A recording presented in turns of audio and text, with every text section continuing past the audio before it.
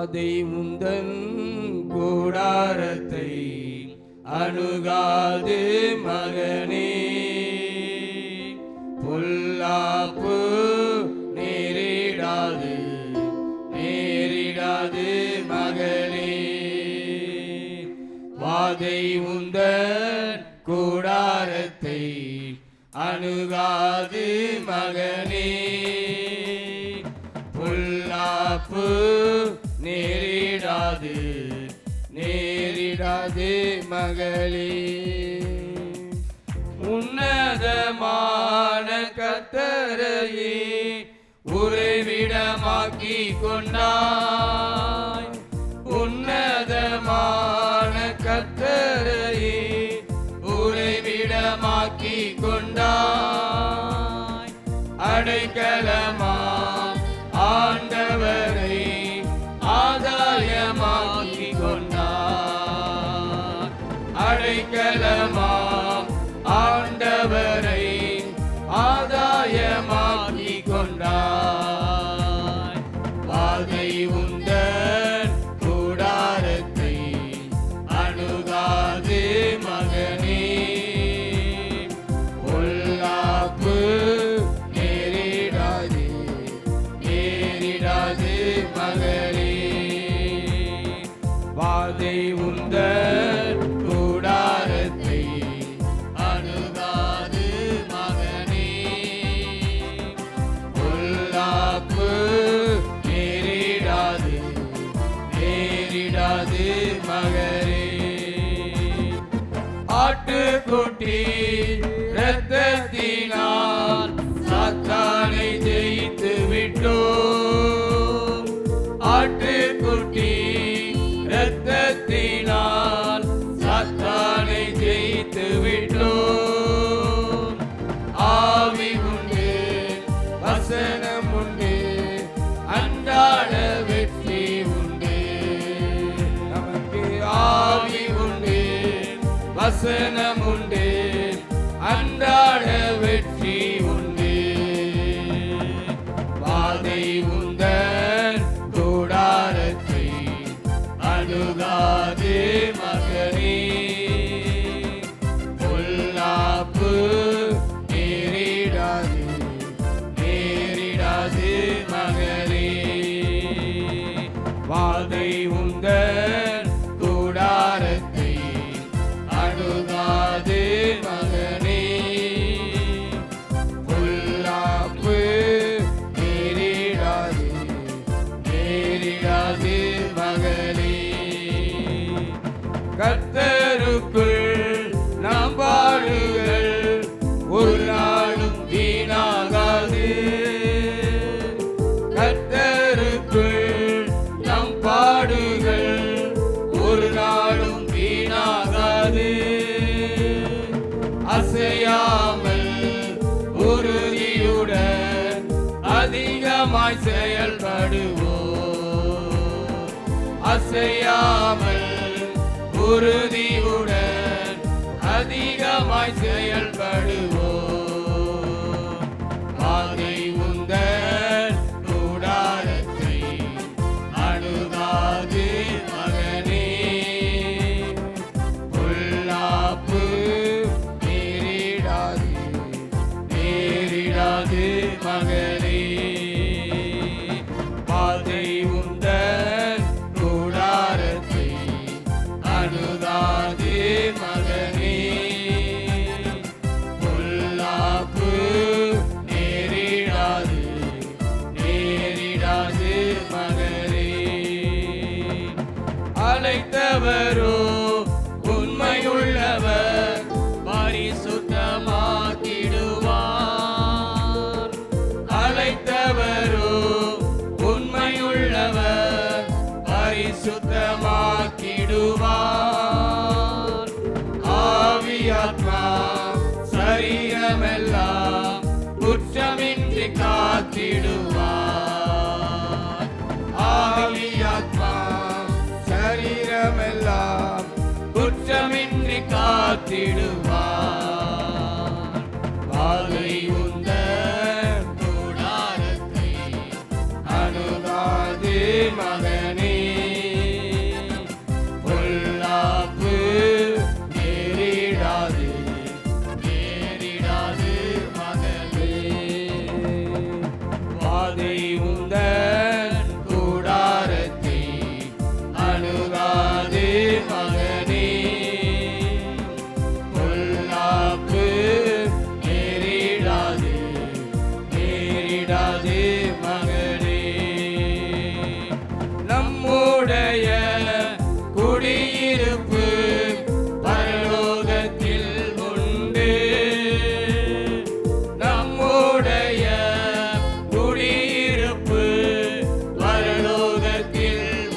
கொண்டு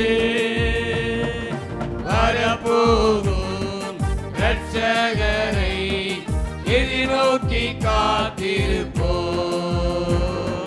வரப்போகும் இரட்சகரை எதிர்நோக்கி காத்திருப்போம்.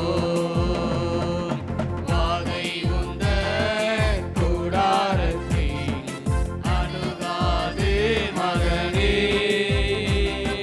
பொல்லாப்பு நேரிடாது நேரிடாது மகளே. வாதை உந்தன் கூடாரத்தை அணுகாது மகனே, பொல்லாப்பு நேரிடாது நேரிடாது மகளே. அல்லேலூயா.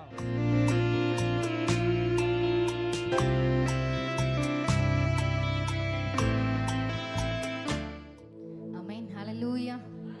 நல்ல கரங்களை உயர்த்தி சந்தோஷமா ஆமென். ஹalleluya. ஹalleluya.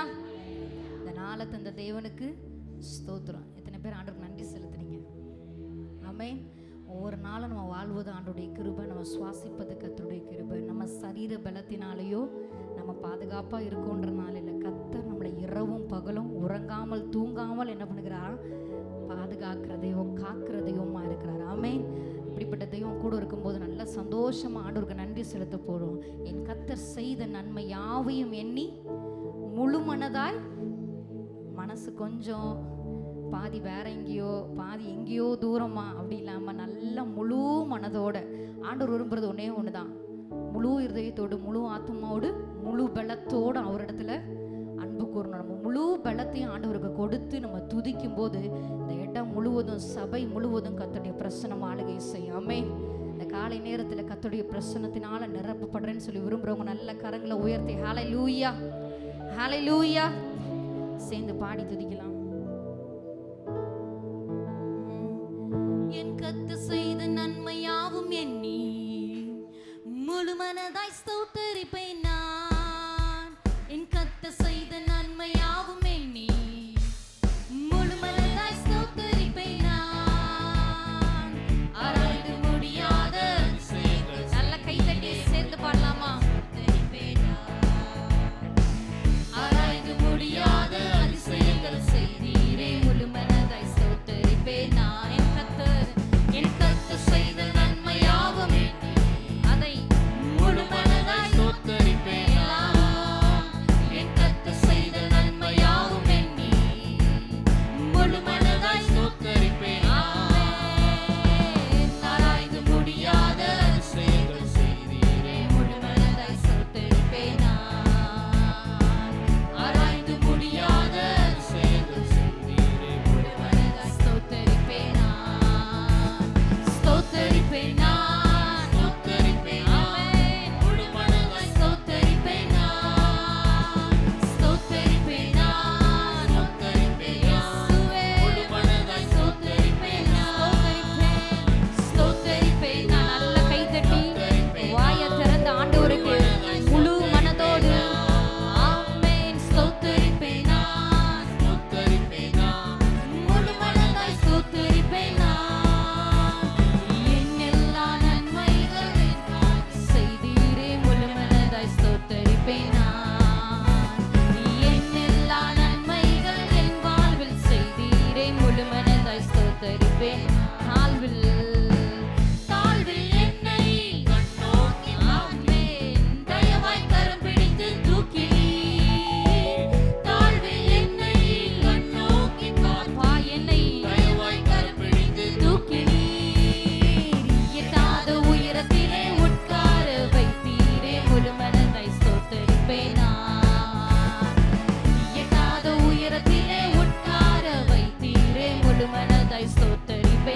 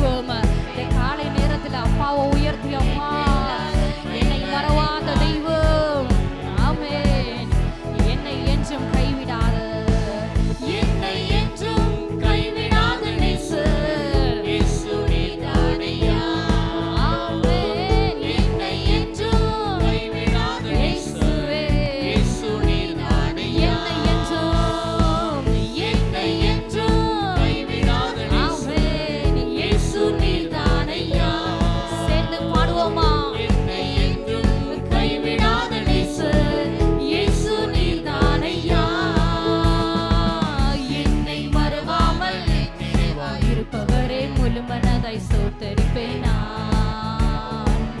என்னை மறவாமல் ஆமென் முழு மனதாய் ஸ்தோத்தரிப்பேன் நான். கரங்களை உயர்த்தி சொல்லலாமா? கண்ணை மூடி ஆண்டவரை பார்க்கப்பா. Thank you Jesus. அப்பா நன்றி அப்பா. Thank you Lord. இயேசுவே அப்பா ஸ்தோத்திரம். இயேசுவை ஸ்தோத்தரிப்பேன் நான். ஆமென் முழு மனதாய் ஸ்தோத்தரிப்பேன் நான். என் எல்லா நன்மைகள் என் வாழ்வில் முழு மனதாய் ஸ்தோத்தரிப்பேன் நான். ஆண்டவரை உயர்த்துவோமா? என் எல்லா நன்மைகளே செய்தீரே முழு மனதாயே. என் எல்லா நன்மைகள் என் வாழ்வில் முழு மனதாய் ஸ்தோத்தரிப்பேன் நான். என் எல்லா நன்மைகள் என் வாழ்வில் செய்தீரே. ஆமென். என் கர்த்தர் செய்த நன்மையாகும். ஆமென் முழு மனதாய் ஸ்தோத்தரிப்பேன் நான். என் கர்த்தர் செய்த நன்மையாகும் எண்ணி அதை முழு மனதாய் ஸ்தோத்தரிப்பேன் நான். ஆராய்ந்து முடியாத அதிசயங்கள் செய்தீரே முழு மனதாய். இயேசுவே ஆராய்ந்து முடியாத ஆமென் முழு மனதாய். எல்லாரும் கரங்களை உயர்த்தி ஸ்தோத்தரிப்பேன் நான். Thank you Lord. உங்க உள்ள நன்றியினால பொங்கி ஆண்டவருக்கு நன்றி செலுத்துவோமா? அப்பா நான் வாழ்வது உங்க கிருபையினால. Thank you Lord. Thank you Jesus. ஆமென். அநேகருடைய ஸ்தோத்திரங்களால கிருபை பெருகும். மனதார ஆண்டவரை உயர்த்தி Thank you Lord. Thank you Jesus. ஆமென். ஆமென். ஸ்தோத்தரிப்பேன் நான். ஓ முழு மனதாய் ஸ்தோத்தரிப்பேன் நான். உம்மை ஸ்தோத்தரிப்பேன் நான். இயேசுவே முழு மனதாய் ஸ்தோத்தரிப்பேன் நான். என் எல்லா நன்மைகள் என் வாழ்வில் செய்தீரே. ஆமென். என் எல்லா நன்மைகள் என் வாழ்வில் செய்தீரே முழு மனதாய் ஸ்தோத்தரிப்பேன். என் எல்லா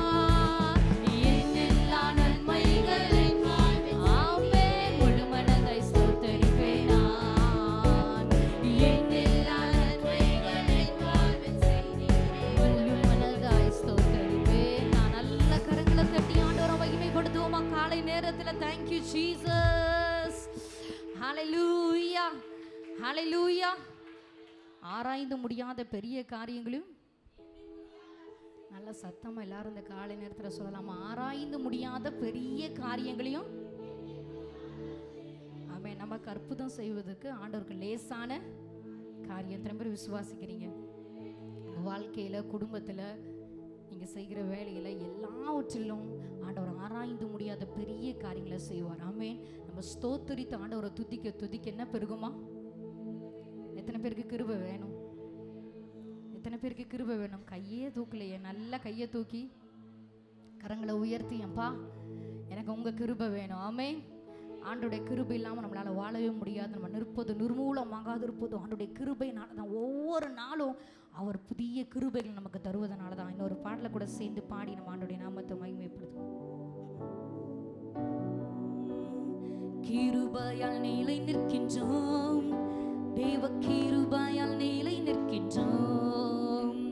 கிருபையால் நிலை நிற்கின்றோம், தெய்வ கிருபையால் நிலை நிற்கின்றோம். பாடலாமா? கிருபையால் நிலை நிற்கின்றோம், தெய்வ கிருபையால் நிலை நிற்கின்றோம். கிருபையால் நிலை நிற்கின்றோம், தெய்வ கிருபையால் நிலை நிற்கின்றோம். கிருபை நல்ல கை தட்டி புதிய கிருபையை பெற்றுக்கொள்ளலாம். ஆமென். Thank you Lord.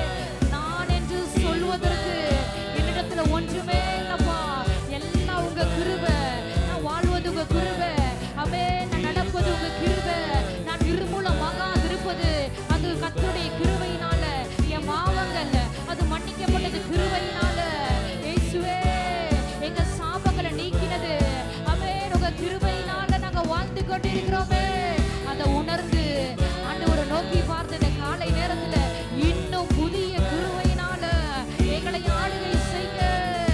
ஆமென். என் கிருபை உனக்கு போதும்னு சொன்னார் அல்லவா? அப்பா உங்க கிருபை எனக்கு போதும். எத்தனை பேர் இந்த காலை நேரத்துல இயேசுவே உங்க கிருபை போதும்பா. ஆமென். நான் ஓடுவதற்கு உங்க கிருபை போதும். ஆமென். என் குடும்பத்தை நடத்துவதற்கு உங்க கிருபை போதும். ஆமென். ஊழியம் செய்வதற்கு கர்த்தருடைய கிருபை மாத்திரம் போதும். ஆண்டவரை பார்த்தப்பா இன்னும் இன்னும் இன்னும் கிருபையினால நிரப்புங்க. உங்க கிருபையின் ஆளுகை செய்வதாக. ஆமென். சோர்ந்து போகிறவனுக்கு பலன் தந்து சத்துவம் இல்லாத உனக்கு சத்துவத்தை பெருக பண்ணுகிற தெய்வம். ஆமென். நான் நிர்மூலமாகாது இருப்பதோ, நான் வெள்ளத்தோடு இருப்பதோ அது கர்த்தருடைய கிருபையினால. நான் என்னைக்கோ அழிந்து போயிருப்பேன். அவருடைய கிருபை, அவருடைய தயவு, அவருடைய இரக்கம் அது 1000 தலைமுறைக்கும் எங்க மேல இருப்பதினால thank you Jesus. உயர்த்துவோமா? ஆமென். கிருபை கிருபை கிருபை இன்னும் கிருபைகளை தாங்க. ஆமென். உங்க கிருபையினால எங்களை சூழ்ந்து கொள்ளுங்கப்பா. யாரெல்லாம்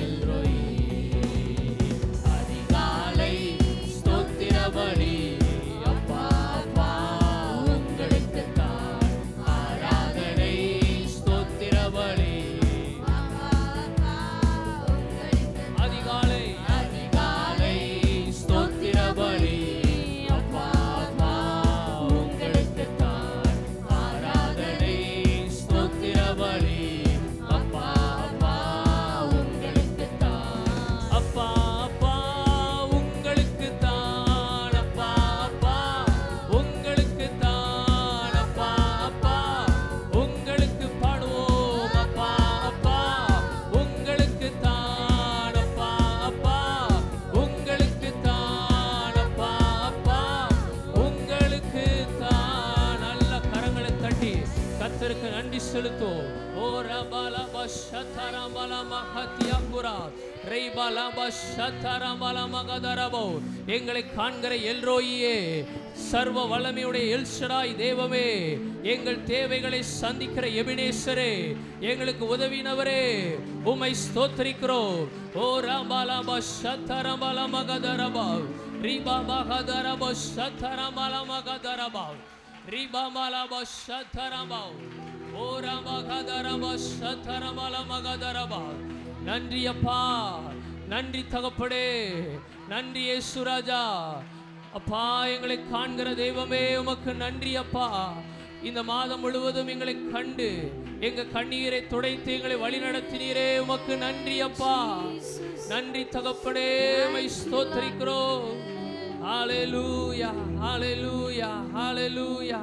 அப்பா உமக்கு நன்றி, நன்றி, நன்றி. அப்படியே இருக்கிற இடங்கள் எல்லாரும் எழும்பி நின்று கர்த்தரை மகிமைப்படுத்தும். ஹல்லேலூயா. அப்பா உமக்கு ஸ்தோத்திரம். ஹல்லேலூயா. நன்றி அப்பா, நன்றி தகப்பனே. ஹல்லேலூயா, ஹல்லேலூயா, ஹல்லேலூயா.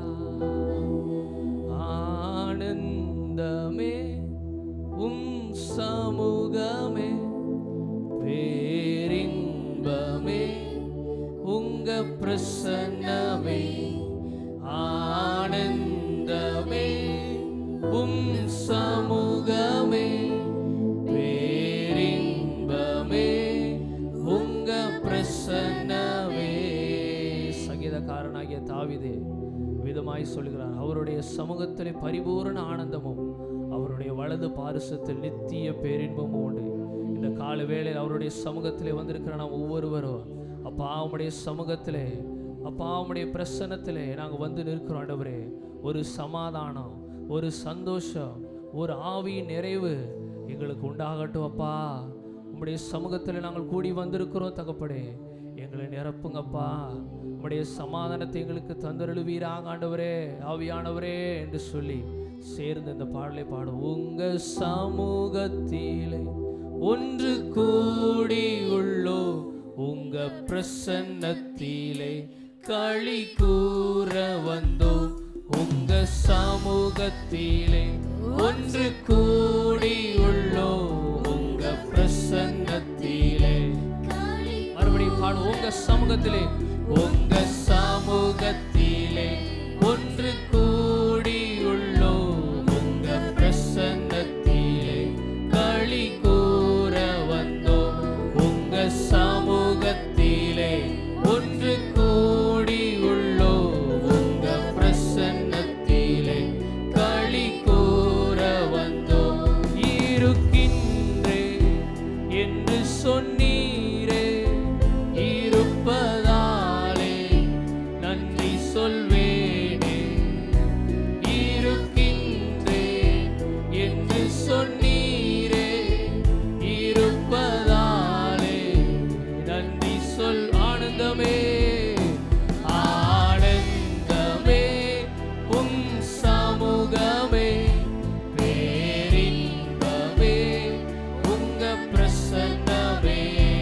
ஆனந்தோடு சொல்லுவோம். ஆண்டவரே, உம்முடைய சமூகம் எங்களுக்கு ஆனந்தம், உம்முடைய பிரசன்னம் எங்களுக்கு பேரின்பம். ஆண்டவரே, கரங்களை உயர்த்தி சொல்லுவோம். ஆனந்தமே உம் சமூகமே, பேரின்பமே.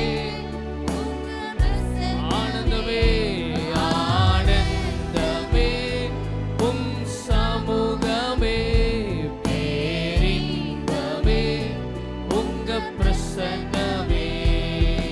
ஆனந்தமே உம் சமூகமே. அப்பா, உடைய சமூகத்திலே எங்களுக்கு ஆனந்தம் ஆண்டவரே. உம்முடைய சமூகத்திலே நாங்கள் வந்திருக்கும் பொழுது எங்களை உம்முடைய சமாதானத்தினாலே இடை கட்டுகிறீரே. நம்மை சமாதானத்தினாலே இடை கட்டுகிற ஒரு நல்ல தகப்பன் நம்மத்திலே வாசம் பண்ணுகிறார். அவர் நம்மத்திலே அசைவாட விரும்புகிற தேவனாக இருக்கிறார். பேரின்பமே உங்க பிரசன்னமே, உம்மை பாடுவதே என் மேன்மை, உறவாடுவதே எனக்கினிமை. உம்மை பாடுவதே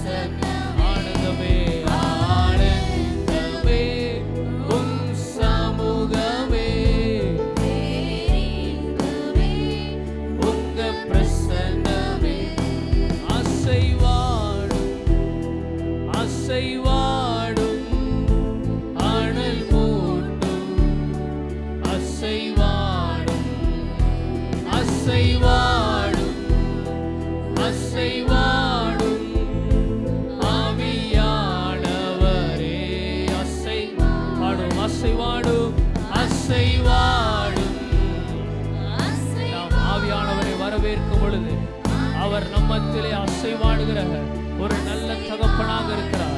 நம்மை தம்முடைய ஆவியினாலே நிரப்புகிறவராக, தம்முடைய அபிஷேகத்தினாலே நிரப்புகிறவராக, தம்முடைய மகிமையினாலே நம்மை மூடுகிறவராக அவர் இருக்கிறார். அவரை பார்த்து சொல்லுவோம், அசைவாடும் அசைவாடும் அசைவாடும் அனல் மூட்டும் அசைவாடும் அசைவாடும் அசைவாடும் ஆவியானவரே அசைவா ஆனந்தமே ஆனந்தமே உம் சமூகமே பேரின்பமே. அப்பா உணர்ந்து சொல்லு ஆண்டவரே, உம்முடைய சமூகம் எங்களுக்கு ஆனந்தம் ஆண்டவரே.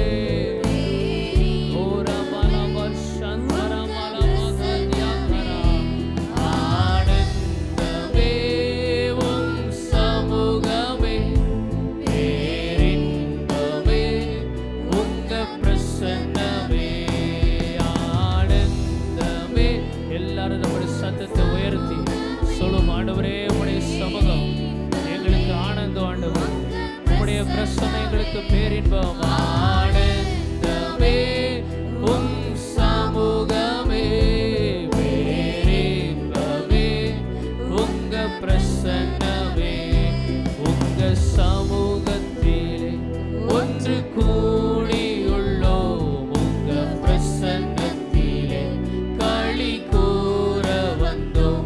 உங்க சமூகத்திலே ஒன்று கூடியுள்ளோம், உங்க அவருடைய பிரசன்னம் நம்மை நிறைவாய் நிரப்புகிறது. பாடுவோம், உங்க சமூகத்திலே ஆவியானவரே உம்முடைய பிரசன்னத்தினாலே எங்களை நிரப்புவீராக. உம்முடைய மகிமை எங்களை மூடட்டும் அப்பா. சாலமோடி நாளையத்திலே அப்பா உம்முடைய மகிமை இறங்கி மூடினது போல இந்த காலை வேளையில் எங்கள் சபையிலே உம்முடைய மகிமை இறங்குவதாங்கப்பா. ஒவ்வொருவரை மூடட்டும் ஆண்டவரே.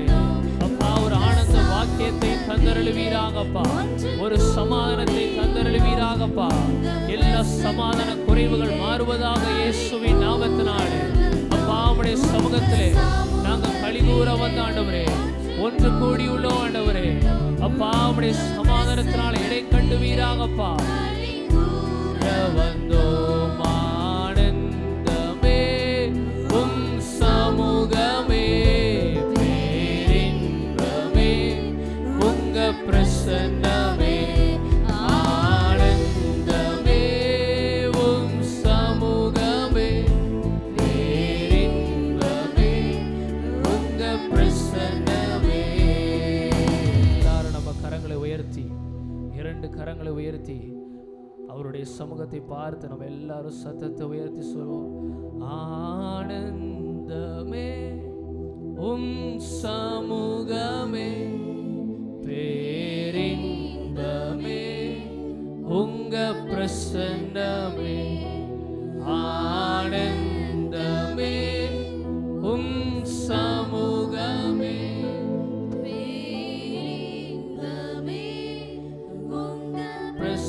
ஆனந்தமே ஆனந்தமே உம் சமூகமே பேரின்பமே உங்க பிரசன்னமே. ஆராதனை ஆராதனை ஆராதனை ஆராதனை ஆராதனை ஆராதனை ஆராதனை ஆராதனை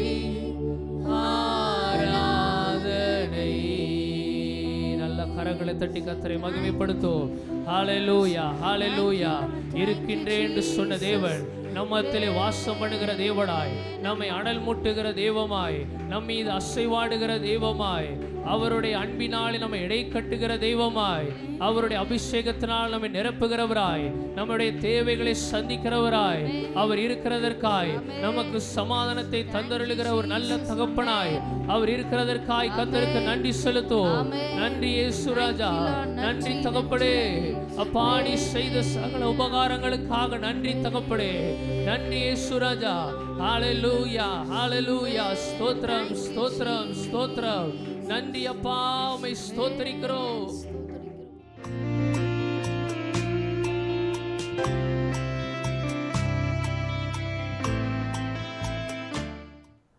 கர்த்தருடைய வார்த்தைகளுக்கு நேராக நாம் கடந்து செல்வோம்.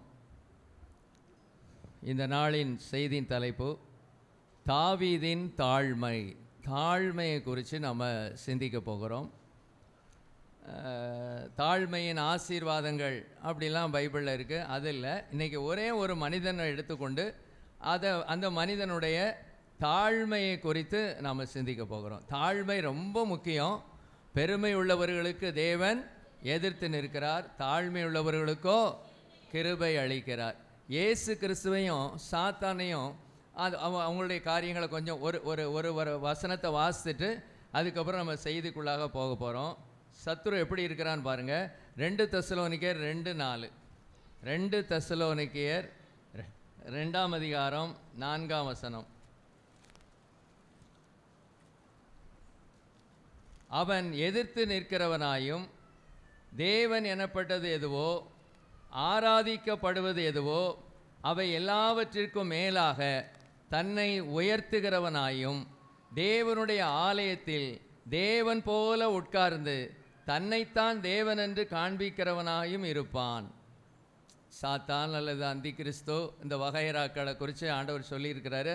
அவன் எப்படி இருப்பானா, எதிர்த்து நிற்கிறவனாயும் தேவன் எனப்படுவது எதுவோ ஆராதிக்கப்படுவது எதுவோ அவை எல்லாவற்றிற்கும் மேலாக தன்னை உயர்த்துகிறவனாயும் தேவனுடைய ஆலயத்தில் தேவன் போல உட்கார்ந்து தன்னைத்தான் தேவன் என்று காண்பிக்கிறவனாயும் இருப்பான். இன்றைக்கும் அப்படி தான். நிறைய ஆலயங்களில் அவங்க உட்கார்ந்துருக்கிறத நாம் அறிஞ்சிருக்கிறோம்.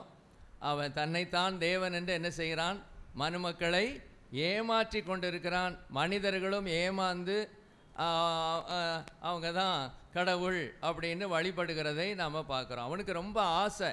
அவன் தேவன் அல்ல. அவன் யார்? தேவனால் உண்டாக்கப்பட்ட ஒரு சிருஷ்டி. தேவன் யார்? சிருஷ்டிகர். இவன் யார்? சிருஷ்டிக்கப்பட்டவன். இவனுடைய வல்லமை என்ன? தேவதூதனுக்கு இருக்கிற ஒரு வல்லமை.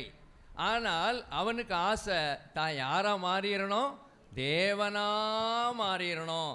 தேவனை போல காண்பிச்சு மனுஷர்கள் தன்னை வணங்க வைக்கணும் அப்படின்னு நினைக்கிறான். ஆனால் இதுக்கு நேர் மாறாக இயேசு கிறிஸ்து எப்படி இருக்கிறாருன்னு பாருங்கள்.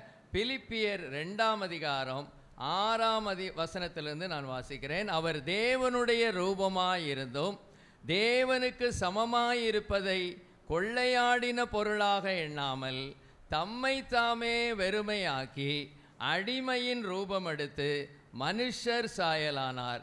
அவர் மனுஷ ரூபமாய் காணப்பட்டு மரண பரியந்தம், அதாவது சிலுவையின் மரண பரியந்தமும் கீழ்ப்படிந்தவராகி தம்மை தாமே தாழ்த்தினார். ஒருவன் தேவதூதனாக இருந்து கொண்டு தன்னை தேவனாக காண்பிக்கிறான். இன்னொருவர் அவர் தேவனாக இருந்து கொண்டு தன்னை மனுஷன் லெவலுக்கு தன்னை கீழே கொண்டு போகிறாரு. நீங்களும் நானே யாரு? தேவனுடைய பிள்ளைகள். பிள்ளை சொல்லுவாங்க, அப்பாவுக்கு தப்பாமல் பிறந்திருக்கான் அப்படி சொல்லுவாங்கல்ல. எதை போல சேலை? நூலை போல சேலை, தாயை போல பிள்ளை. அப்போ நீங்களும் நானும் சாத்தானுடைய பிள்ளைகள் அல்ல. நீங்களும் நானும் யாருடைய பிள்ளைகள்? இயேசுவின் பிள்ளைகள். அப்போ இயேசுவின் பிள்ளைகள் அப்படின்னா நாம் என்ன செய்யணும்னா, நம்மை பெருமைப்படுத்துகிறவர்களாக அல்ல, நம்மை உயர்த்துகிறவராக அல்ல. இயேசு கிறிஸ்து பாருங்கள் என்ன அழகாக அதில் சொல்லியிருக்கு பாருங்கள்.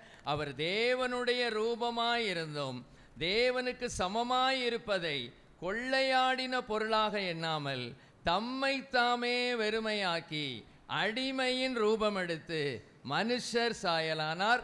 அவர் மனுஷ ரூபமாய் காணப்பட்டு மரண பரியந்தம், அதாவது சிலுவையின் மரண பரியந்தமும் கீழ்ப்படிந்தவராகி தம்மை தாமே தாழ்த்தினார். கொஞ்ச காலம் தாழ்மை இல்லை, கொஞ்ச காலம் கீழ்ப்படிதல் இல்லை, மரண பரியந்தம்.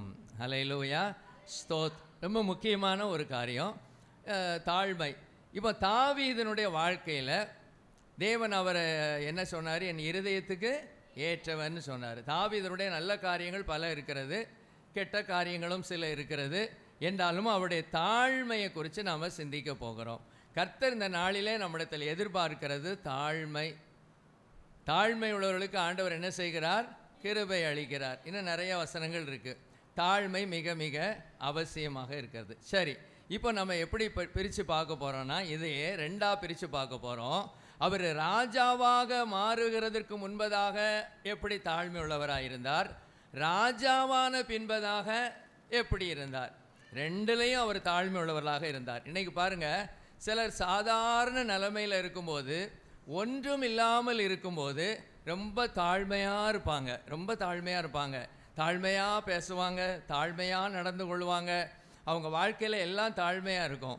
ஆனால் தேவன் அவங்கள ஆசீர்வதித்து உலக பிரகாரமாக நல்ல ஒரு வேலை கொடுத்து, நல்ல ஒரு சம்பளம் கொடுத்து, நல்ல ஒரு பதவியை கர்த்தர் கொடுத்துட்டார்னா, அது ஒரு சிலரால் அதை என்ன செய்ய முடியல, அதை மெயின்டைன் பண்ண முடியல, அதை சரியாக கொண்டு போக முடியல. அவங்களுக்கு கையும் ஓட மாட்டேக்கு, காலும் ஓட மாட்டேக்கு.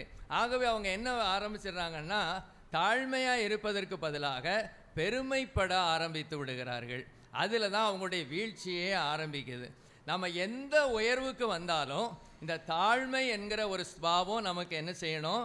இருக்கணும். இயேசு கிறிஸ்து அதை தான் காட்டிட்டு போனார். அதே போல தான் தாவீது அவர் எப்படி தாழ்மையாக இருந்தார் அப்படின்னு நம்ம வேதத்தில் நம்ம பார்க்கலாம். 1 சாமுவேல் 17ஆம் அதிகாரம் 34 37 வரைக்கும்.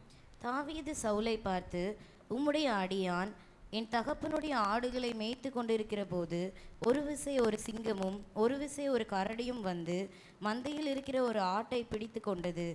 நான் அதை தொடர்ந்து போய் அதை அடித்து அதை அதன் வாய்க்கு தப்புவித்தேன். அது என்மேல் பாய்ந்த போது நான் அதன் தாடியை பிடித்து அதை அடித்து கொன்று போட்டேன். அந்த சிங்கத்தையும் அந்த கரடியையும் உம்முடைய அடியானாகிய நான் கொன்றேன். விருத்த சேதனம் இல்லாத இந்த பெலிஸ்தனும் அவைகளில் ஒன்றை போல இருப்பான். அவன் ஜீவனுள்ள தேவனுடைய சேனைகளை நிந்தித்தானே என்றான்.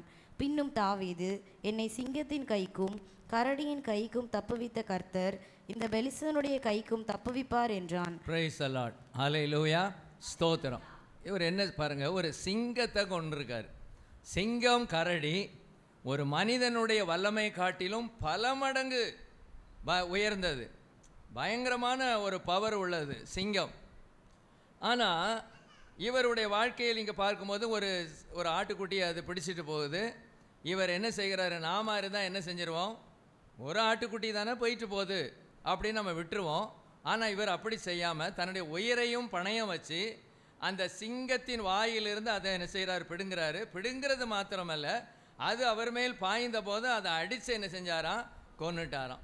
இப்போ நம்மலாம் வீட்டில் சில காரியங்களை அடிப்போம். பள்ளியை அடிச்சுட்டு நாம் வரத்து திடீர்னு வீட்டுக்குள்ளே பூரான் வரும். அந்த பூரானை அடிச்சுட்டு குதின்னு என்ன செய்கிறது? குதிக்கிறது. கொசுவை அடிச்சிட்டேன், அடிச்சிட்டேன், பள்ளி அடிச்சிட்டேன், பள்ளி எனத்தையே காலி பண்ணிட்டேன், என்னெல்லாமோ நம்ம நினச்சிக்கிட்டு இருக்கோம்.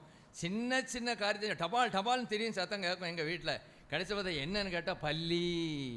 என்னது? வேற ஒன்றும் இல்லை. என்னது? பள்ளிக்கு தான் இவ்வளவு காரியம். பிரைஸ் தி லார்ட், ஸ்தோத்திரம். ஆனால் இவர் அப்படி இல்லை. ஒரு பெரிய சிங்கத்தை என்ன செஞ்சிருக்கிறாரு? கொன்று இருக்கிறாரு. முதல்ல நான் சொல்கிறாரு, ஆனால் அடுத்தபடியாக அதை கரெக்ட் பண்ணுறாரு. அவரே என்ன சொல்கிறாரு பாருங்க. பின்னும் தாவீது, என்னை சிங்கத்தின் கைக்கும் கரடியின் கைக்கும் தப்புவித்த கர்த்தர், அது நானா இருந்தாலும் அதற்கு கிருபை கொடுத்தவர், அதற்கு பலன் கொடுத்தவர் கர்த்தர் என்பதை சொல்லி தன்னை என்ன செய்கிறார்? குறைத்து கொள்ளுகிறார். இதில் வெற்றி வந்தாலும் கூட, சிங்கத்தை நான் அடிச்சிட்டாலும் கரடியை நான் கொன்னுட்டாலும் இது நான் அல்ல, எனக்குள் இருக்கிற தேவ ஆவியானவர் தான் இதை செய்தார் என்று சொல்லி அந்த கனத்தையும் அந்த மகிமையையும் யாருக்கு கொடுக்கிறார்? கர்த்தருக்கு கொடுக்கிறார், தேவனுக்கு கொடுக்கிறார். இதை நாம் கற்றுக்கொள்ள வேண்டும். ஒருவேளை நம்முடைய வாழ்க்கையிலே பல வெற்றிகள் நமக்கு வரலாம், நம் மூலமாக அநேகர் ஆசீர்வதிக்கப்படலாம். ஆனால் நான் ஜெபம் பண்ணினேன், நான் இதை செய்தேன், நான் இந்த வார்த்தையை போதித்தேன் அப்படின்னு சொல்லுகிறதை காட்டிலும், இதை செய்ய தேவன் எனக்கு கிருபை செய்தார், தேவன் எனக்கு பலன் கொடுத்தார். அப்படி நம்ம என்ன செய்யணும்? தாழ்த்தி கொள்ள வேண்டும். பாருங்க என்ன அழகா அவர் என்ன செய்கிறார்? தாழ்த்தி கொள்ளுகிறார். இன்னும் 1 சாமுவேல் 17:57-58 வாசிங்க. தாவீது பெலிஸ்தனை கொன்று திரும்புகையில் அப்னேர் அவனை சவுலுக்கு முன்பாக அழைத்து கொண்டு போய் விட்டான். பெலிஸ்தனுடைய தலை அவன் கையில் இருந்தது. அப்பொழுது சவுல், வாலிபனே, நீ யாருடைய மகன் என்று அவனை கேட்டதற்கு தாவீது, நான் பெத்லகேம் ஊரானாய் இருக்கிற உம்முடைய அடியானாகிய ஈசாயின் மகன் என்றான். Price the Lord. சொல்றாரு, என்ன சொல்றாரு? உமது இப்படி கேள்வி வெற்றி அடைஞ்சாச்சு, கோலியாத்தை என்ன செஞ்சாச்சு? தலையை எடுத்தாச்சு. இப்போ சவுல் கேட்குறாரு, நீ யாருப்பா அப்படின்னு அவர் கேட்குறாரு. இவங்க குடும்பம் சாதாரணமான குடும்பம் இல்லை, நல்ல குடும்பம். அப்போ அதை அப்புறம் வாசிக்க போகிறோம். நாம இருந்தால் என்ன சொல்லுவோம்? என்ன ராஜாவே, நீ உமக்கு இது கூட தெரியலையா? நாங்கள்லாம் எவ்வளோ பெரிய கோத்திரத்திலேருந்து வந்தவங்க, எவ்வளோ பெரிய வம்சத்திலேருந்து நாங்கள் வந்தவங்க, எங்களை பற்றி நீங்கள் தெரியாமல் இருக்கிறீங்களே. ஒருவேளை அப்பாவை பேரை சொல்லிட்டாலும் அப்பா பேரை சொல்லிட்டு அந்த வம்சத்தை குறித்தே சிலர் சொல்ல ஆரம்பிச்சிருவாங்க.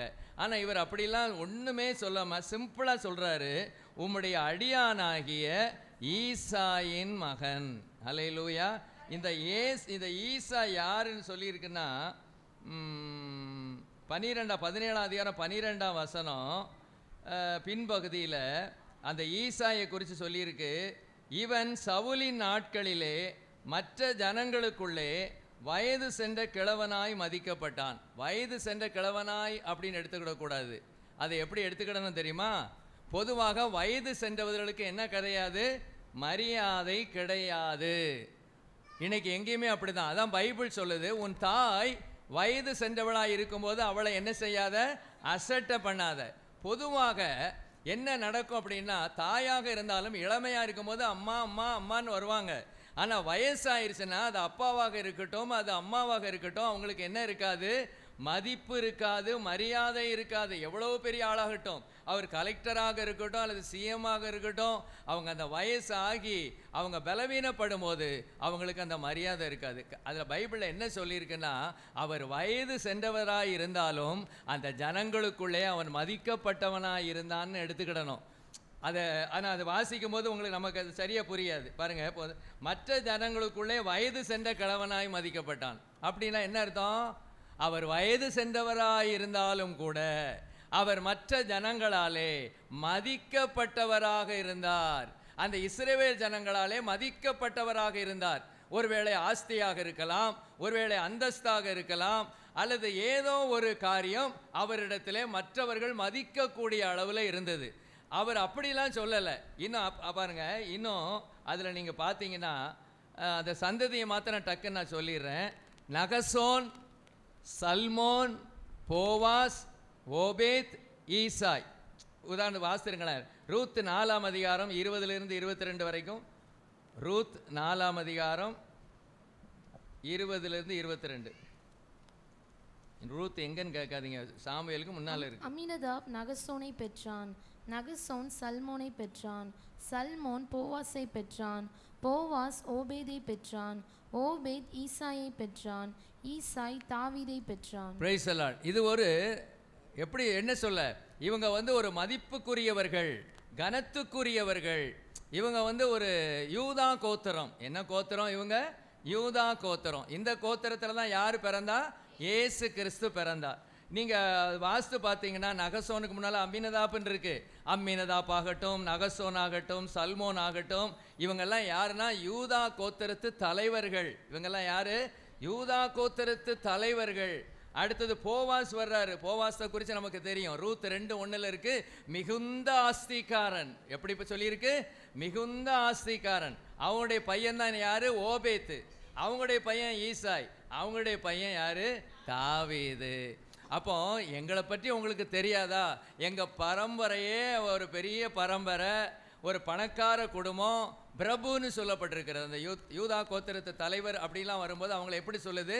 பிரபு, பிரபுக்கள். பிரபுக்கள்லாம் அது ரொம்ப மரியாதைக்குரியவங்க அந்த நாட்களில். அந்த நாட்களில் ராஜாவுக்கு ஒரு மரியாதை, மந்திரிமார்களுக்கு ஒரு மரியாதை. அதுக்கு அடுத்தது யாருக்குன்னா பிரபுக்கள் என்று சொல்வார்கள். பிரபு, இவர் மகா பிரபு. ஆபிரகாம் குறித்து சொல்லும்போது அப்படி சொன்னாங்கல்ல, நீர் எங்களுக்குள்ளே மகா பிரபு அப்படின்னு சொன்னது போல அந்த குடும்பமே ஒரு பிரபுக்கள் குடும்பம், ஒரு மற்றவர்களால் மனிதர்களால் மதிக்கப்பட்ட குடும்பம், கனப்படுத்தப்பட்ட குடும்பம்.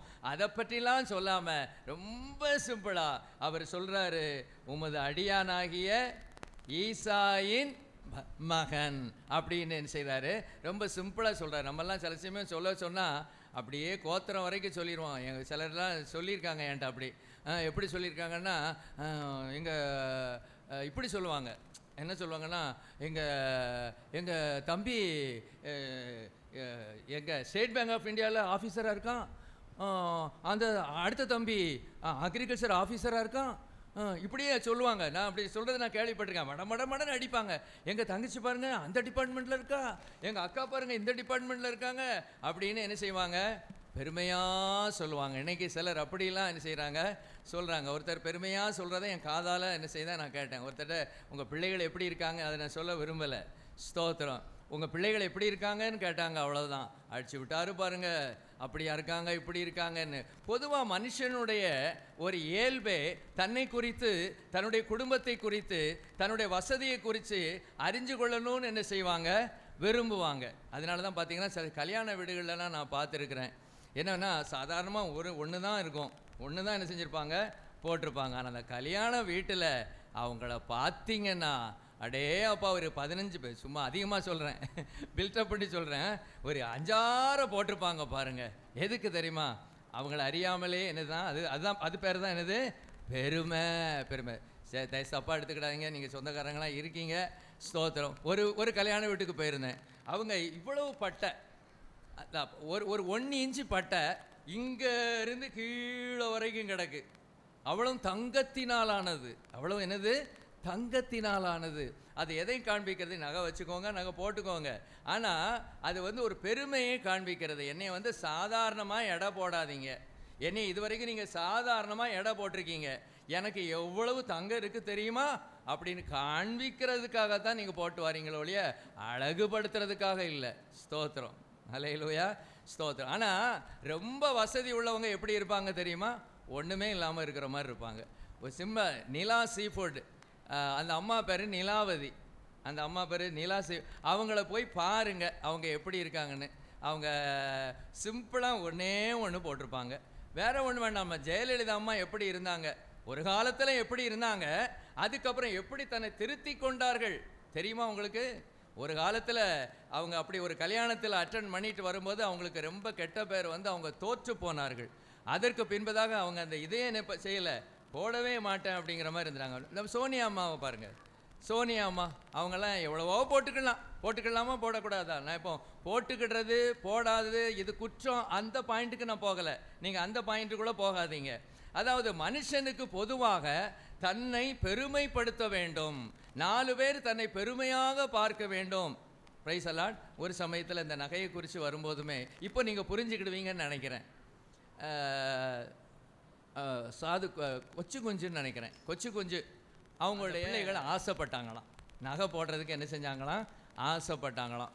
அப்போ பாஸ்டர் அந்த சாது கொச்சு குஞ்சு சொன்னாராம், ஒன்று நகை தானமாக நீ போடணும்னு விரும்புகிற, ஓகே நகை வாங்கி தாரேன், சரியாக நைட்டு 7 மணிக்கு உன் கையில் கொடுப்பேன், காலையில் 5 மணிக்கு அது உன்கிட்டருந்து வாங்கிடுவேன், நீ ஸ்கூலுக்கு போகும்போது நகை தானமாக உனக்கு வேணும், நகை போட தானே நீ ஆசைப்படுற, நகை போட தானே நீ ஆசைப்படுற, அப்போ நைட்டு 7 மணிலேருந்து காலையில் 5 மணி வரைக்கும் போடணும், இப்போ ஸ்கூலுக்கு போகும்போது நான் என்ன செஞ்சிருவேன், அப்பா வாங்கிடுவேன்னு. அப்போ பிள்ளைகள் சொன்னாங்கன்னா அப்போன்னா எங்களுக்கு வேண்டாம்.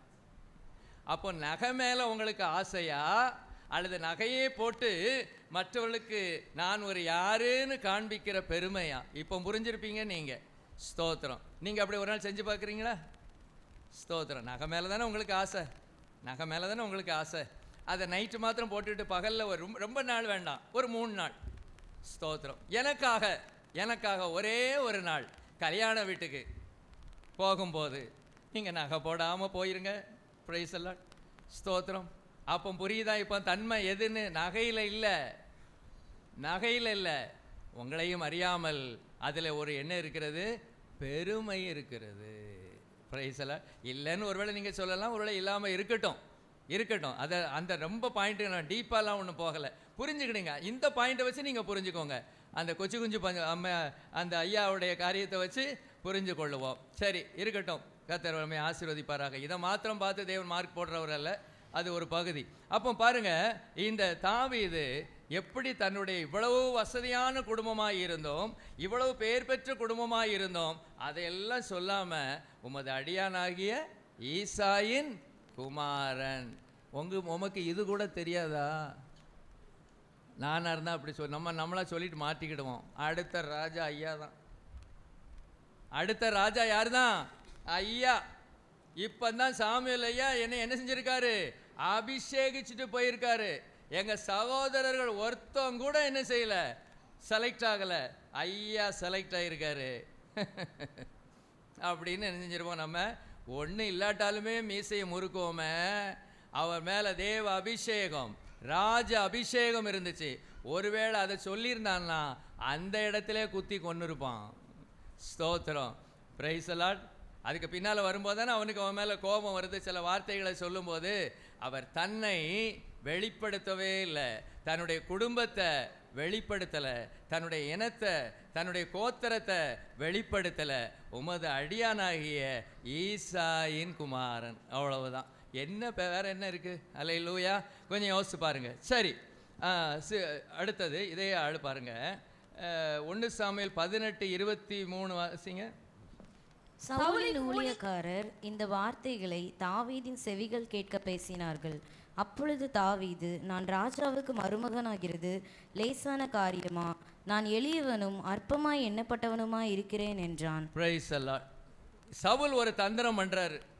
எப்படியாவது இவரை என்ன செஞ்சிடணும்? காலி பண்ணிடணும். தன்னுடைய கையால் காலி பண்ணக்கூடாது.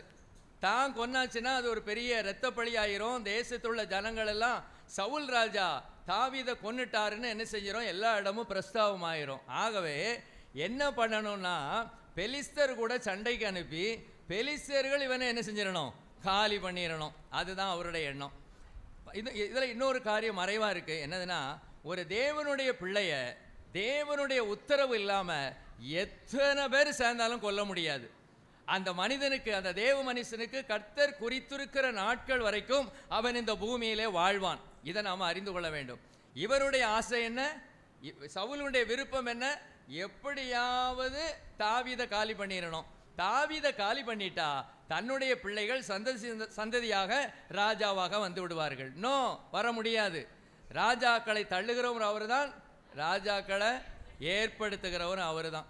நாம விரும்பினது சிலது நடக்காமல் இருக்கலாம், ஆனால் ராஜாக்களை ஏற்படுத்துகிற அவர் தான், ராஜாக்களை தள்ளுகிறவர் அவர் தான். அது அது அது ஒரு பகுதி. சரி, இப்போ இந்த இடத்துல அவர் சொல்றாரு, அவருக்கு ஆசை என்ன?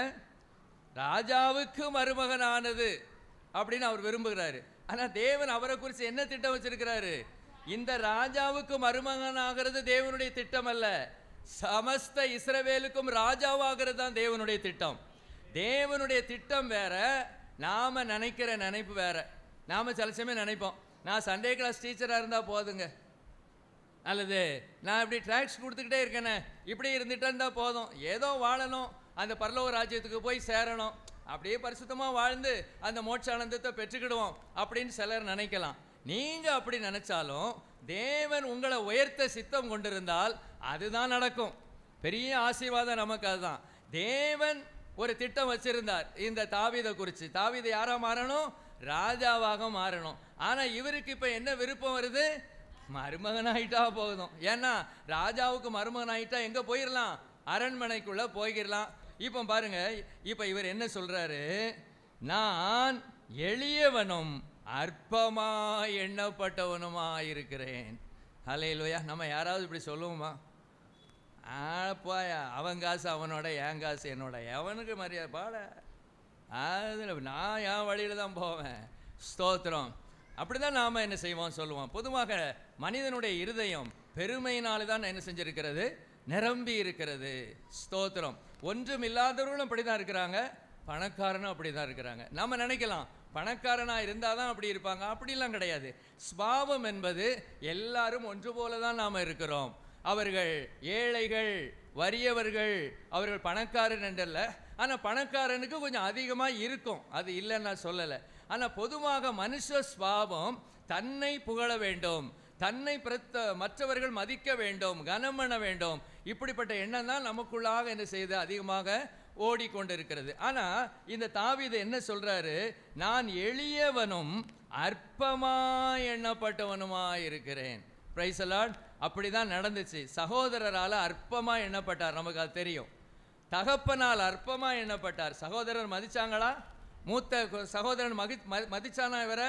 நீ எப்படிடா அந்த கொஞ்சம் ஆடுகளை விட்டுட்டு நீ எப்படி இங்கே வந்த? அப்படி உன்னுடைய அகங்காரத்தை அறிவேன், உன்னுடைய துணிவை அறிவேன் என்ன செய்கிறாரு? கோபப்படுகிறாரு, அசட்டை பண்ணி. ஏன்பா நீங்கள் வந்த? எதுக்கு வந்த?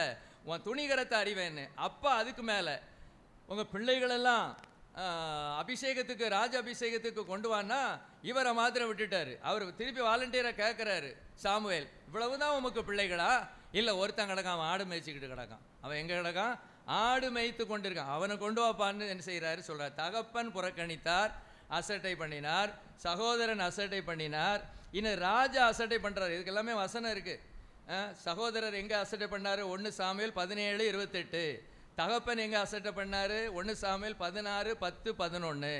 ராஜா அசட்டை பண்ணுறாரு 17:32-33. அதை மாத்திரம் வாசிங்க. 17:32-33. தாவீது சவுலை நோக்கி, இவன் நிமித்தம் ஒருவனுடைய இருதயமும் கலங்க வேண்டியதில்லை. உம்முடைய அடியானாகிய நான் போய் இந்த பெலிஸ்தனோட யுத்தம் பண்ணுவேன் என்றான்.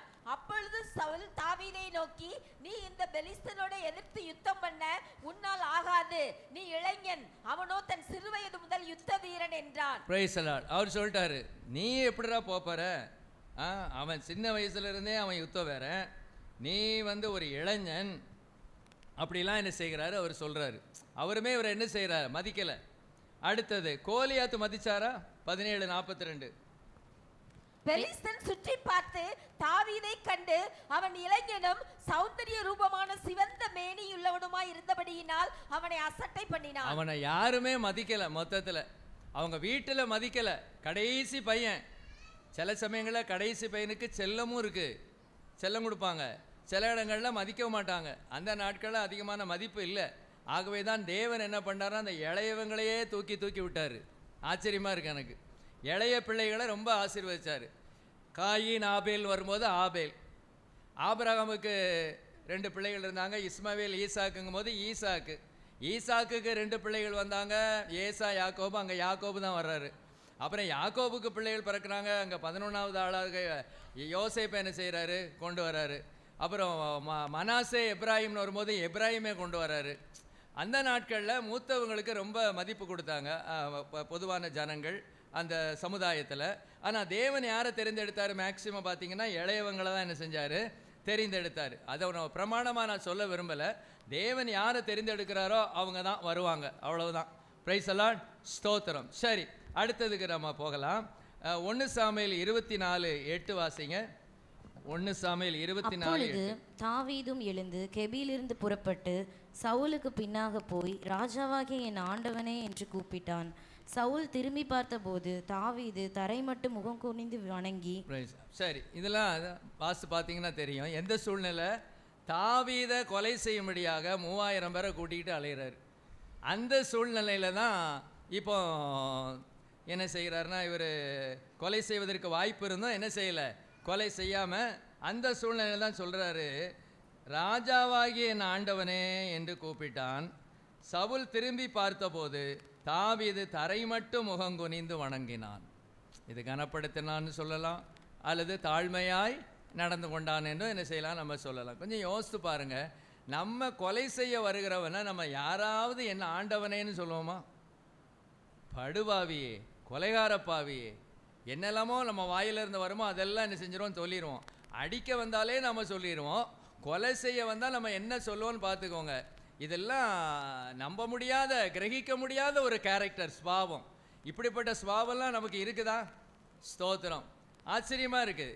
அந்த பழைய ஏற்பாட்டு பரிசுத்தவானாகிய அவர்கள்லாம் அப்படி வாழ்ந்துருக்கிறாங்க. அடுத்த பாருங்கள், 10ஆம் வசனத்தில் பாருங்கள்.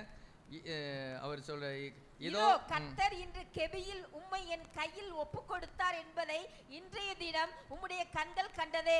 உம்மை கொன்று மூட வேண்டும் என்று சிலர் சொன்னார்கள், ஆனாலும் என் கை உம்மை தப்பவிட்டது. என் ஆண்டவன் மேல் என் கையை போடேன், அவர் கர்த்தரால் அபிஷேகம் பண்ணப்பட்டவராமே என்றேன். அடுத்தது பாருங்க, என் தகப்பனே பாரும். இன்னும் 24:14 வாசிங்க. இஸ்ரவேலின் ராஜா யாரை தேட புறப்பட்டார்? ஒரு செத்த நாயையா, ஒரு தெள்ளு பூச்சியையா? நீர் யாரை பின்தொடர்கிறீர்? எப்படி சொல்றாரு பாத்தீங்களா? இஸ்ரவேல் ராஜா யாரை தேட புறப்பட்டார்? ஒரு செத்த நாயா. தன்னையா என்ன சொல்லிக்கிடுறாரு? செத்த நாய். பிரைஸ் எல்லாம். இதெல்லாம் நம்ம என்னைக்காவது இப்படிலாம் சொல்லுவோமா? ஸ்தோத்திரம். அப்படிலாம் சொல்ல மாட்டோம் பொதுவாக. நம்ம கேரக்டர் அப்படி இல்லை. தான் சொல்கிறேன்ல, எப்போவுமே நம்ம கேரக்டர் கொஞ்சம் ஒரு அடி அப்படி தான் என்ன செய்யுது, பொதுவாகவே இருக்குது. ஆனால் இவர் என்ன சிம்பிளாக சொல்லிட்டாரு, என்ன இவர் ஆக்சுவலாக இவர் தான் அடுத்த ராஜா, இவர் தான் அடுத்த ராஜா.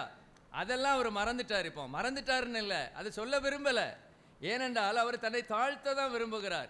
கர்த்தர் என்னை ஏற்ற வேளையில் உயர்த்துவார். பைபிள் எப்படி ஒரு வசனம் இருக்குல்ல, ஏற்ற வேளையில் உயர்த்தபடி அவருடைய பலத்த கரத்துக்குள் அடங்கி இருங்கள், பலத்த கரத்துக்குள் அடங்கி இருங்கள். ஏற்ற வேளையில் உயர்த்துகிற ஒரு கர்த்தர் இருக்கிறாருன்னு அவருக்கு என்ன செய்யுது, தெரியுது. ஆகவே வாய்ப்பு கொடுத்தாலும் அவரை கொலை பண்ணலை. அந்த நாட்கள்லாம் என்ன பண்ணிடுவாங்க அப்படின்னா, ராஜாவை கொலை செய்துட்டா அந்த ராஜா இடத்துல எவன் கொலை செய்தானோ அவனை யாரா ஆக்கிடுவாங்க, ஆக்கிடுவாங்க.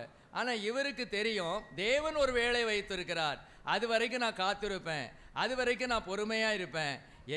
என்ன தேவனால் அபிஷேகம் பண்ணப்பட்ட ராஜாவை என் கை என்ன செய்யாது, ஒன்றும் செய்யாது அப்படின்னு சொல்றது மாத்திரமல்ல, தன்னை எப்படி சொல்றாரு, ஒரு செத்த நாயையா, ஒரு தெள்ளுப்பூச்சியை. தெள்ளுப்பூச்சின்னா என்னது? தெள்ளுப்பூச்சின்னா என்னது? என்னமோ எங்கேயோ இங்கிலாந்துல இருந்து வந்த மாதிரிலாம் இருக்கீங்க. மூட்டைப்பூச்சி. Price allot. தெள்ளுப்பூச்சிக்கு இன்னொரு பேர் என்னதுதான்? மூட்டைப்பூச்சி சொல்லுவாங்க. மூட்டைப்பூச்சியை நசுக்கிற மாதிரி நினைஞ்சிருவேன், நசுக்கிடுவேன் அப்படின்னு சிலர் சொல்லுவாங்க. அவர் தன்னை செத்த உயிருள்ள நாயின்னு கூட சொல்லலை. என்ன நாய்? செத்த நாய். ஒரு தெள்ளுப்பூச்சி, ஒரு மூட்டைப்பூச்சி. ஒரு அமுக்குன்னா என்ன செஞ்சிடும், நசுங்கி போயிடும். அப்படிங்கிற மாதிரி தன்னை அவிதமாக என்ன செய்கிறார், தாழ்த்துகிறார். இன்னும் 26:20 அதே மாதிரி தான் கிட்டத்தட்ட சொல்றாரு. 26:20 வாசிங்க. 26:20. இப்போதும் கர்த்தருடைய சமூகத்தில் என் இரத்தம் தரையில் விழாதிருப்பதாக. மலைகளில் ஒரு கௌதாரியை வேட்டையாடுகிறது போல இஸ்ரவேலின் ராஜா ஒரு தெள்ளுப்பூச்சியை தேட வந்தாரோ என்று. மலைகளில் ஒரு கௌதாரியை வேட்டையாடுகிறது போல. தன்னை இப்ப எப்படி சொல்றாரு? ஒரு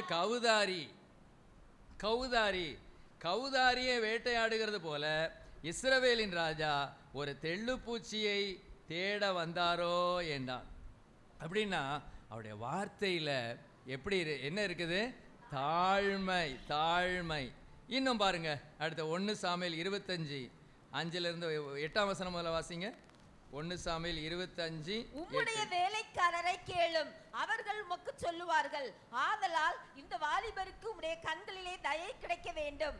நல்ல நாளில் வந்தோம், உம்முடைய கைக்கு உதவுவதை உம்முடைய ஊழியக்காரருக்கும் உம்முடைய குமாரனாகிய தாவீதுக்கும் கொடுக்கும்படி வேண்டுகிறேன் என்று சொல்லுங்கள் என்றான். சரி, 6ஆம் வசனத்துல பாத்தீங்கன்னா, அவனை நோக்கி நீர் வாழ்க, உமக்கு சமாதானமும் உடைய வீட்டுக்கு சமாதானமும் உமக்கு உண்டான எல்லாவற்றிற்கும் சமாதானமும் உண்டாவதாக என்று அவனை வாழ்த்தி சில காரியங்கள் அவர் என்ன செய்கிறார் சொல்றாரு.